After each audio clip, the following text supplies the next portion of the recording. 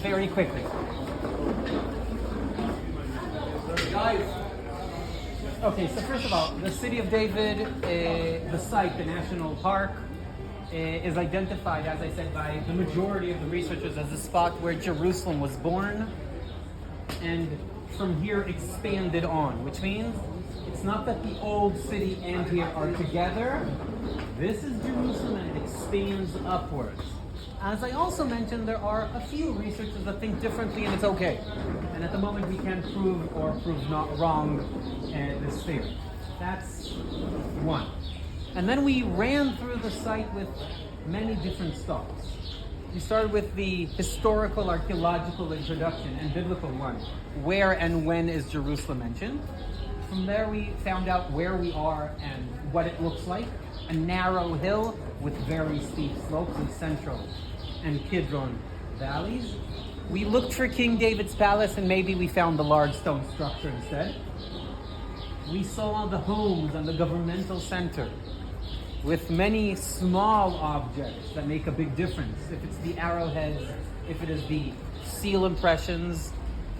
We dealt with a main story of Jerusalem throughout its history, and that's water. The spring that is down below, and how do I access it safely in the Bronze Age, and what happened in the Iron Age and how they changed their water system.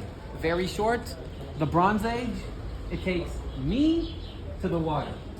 Iron Age, it takes the water to me.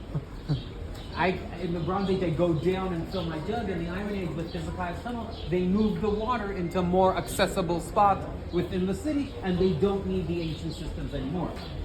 We dealt with how this was done, and options of how they made the underground tunnel.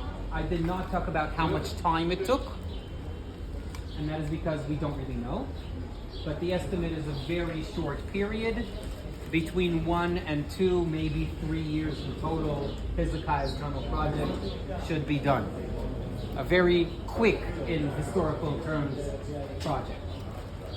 And from there, up through the tombs of David and his family, maybe, to the tombs of the wealthy and the important outside the city, and to the renovation of the city that takes place in the Persian period when people return to the same place. The major excavation happening nearby still today is across the street. It started in 2003. I promise you it started in 2003, even though in Wikipedia it says 2007. I promise you because I participated and I know when I was there. And that means that we need to take the information in Wikipedia carefully. Yeah. And in that excavation, in that excavation, what actually happened is they found many layers. The most ancient ones are from the First Temple period, and there they found a few things that are just worthwhile a lot of attention. One is this. This is a seal, not a seal impression. It's a stone. On it engraved is a name, Ikar, the son of Mataniah.